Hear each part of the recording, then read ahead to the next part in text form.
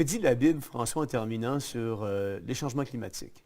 C'est quand même important parce qu'il existe beaucoup de chrétiens qui embarquent dans le discours mensonger du GIEC, il y a tellement de mensonges, et puis il y a beaucoup de scientifiques sérieux qui disent le contraire, ces scientifiques-là. Dans Genèse chapitre 8, verset 22, c'est le dernier verset, et ça, nous sommes dans le contexte du déluge. Donc il y a eu le déluge sur la terre, les eaux ont débordé partout, et puis tout s'arrête. Et après ça, quand Noé sort, il offre un sacrifice et l'Éternel sentit une bonne odeur. Je suis dans Genèse 8, verset 21. Et l'Éternel dit en son cœur, je ne maudirai plus la terre à cause de l'homme, parce que les pensées du cœur de l'homme sont mauvaises dès sa jeunesse, et je ne frapperai plus tout ce qui est vivant comme je l'ai fait.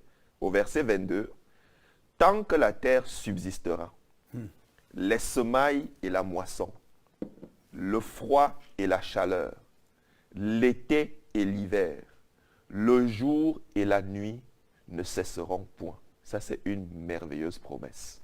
Des gens peuvent citer le texte de Pierre qui dit que le jour du Seigneur va venir comme un bruit sifflant et les éléments embrasés se fondront, la terre et tout ce qui les emporte sera brûlé. Parce que le déluge s'était détruit par les eaux, mais là, ça va être brûlé.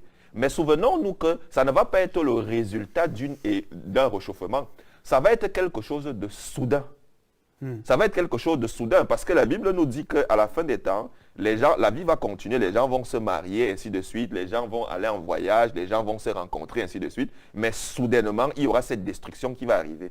Mais on a une promesse formelle de la part de Dieu qui dit que le froid et la chaleur, l'été et l'hiver, le jour et la nuit ne cesseront point. Ça, c'est une promesse formelle que Dieu nous a donné. Donc, nous les chrétiens, nous ne devons pas embarquer dans cette inquiétude-là qui n'a d'abord aucune base scientifique, mais nous avons cette merveilleuse assurance de Dieu qui nous dit que Dieu est au contrôle de cette situation-là. Et ce n'est surtout pas nous, les humains, qui sont une cause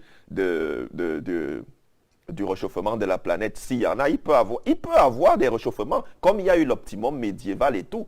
Les cycles du soleil influencent. Ça, c'est quelque chose d'indiscutable. Il existe des périodes dans l'histoire de la Terre, plusieurs périodes, où la température globale de la Terre augmente, ensuite elle redescend. Elle augmente exactement comme dans le cycle d'un an. Il y a des moments où la température monte et redescend. Donc ça, c'est quelque chose d'indiscutable dans certains moments. Mais de façon générale, dit que la température de la Terre est en train de monter et c'est incontrôlable et que la Terre est sur un barbecue et tout va brûler, ça c'est quelque chose qui n'a aucune base scientifique et c'est quelque chose qui n'est pas basé dans les Écritures. Bon. Donc nous avons une merveilleuse promesse de la part de Dieu. Donc en réalité, ce n'est pas parce que quelqu'un a une voiture, une grosse voiture ou bien parce qu'il allume un feu devant sa cour que ça poserait un problème. C'est à cause de nos péchés.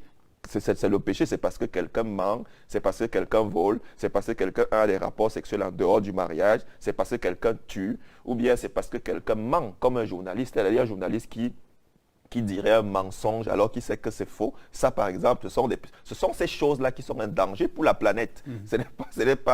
Et qui peuvent attirer la colère de Dieu sur nous. Ce n'est pas parce qu'on est en train d'avoir une voiture ou bien parce qu'on est en train de parler, puisque quand on parle, on émet le CO2, ou bien parce qu'on est en train de voyager. Donc, ce qui est important, c'est qu'il faudrait qu'on profite de la liberté que Dieu nous a donnée. La planète nous a été donnée par Dieu et nous devons y vivre en toute quiétude. Absolument. Bien, merci beaucoup, François, pour cet excellent exposé sur les changements climatiques aujourd'hui. Merci.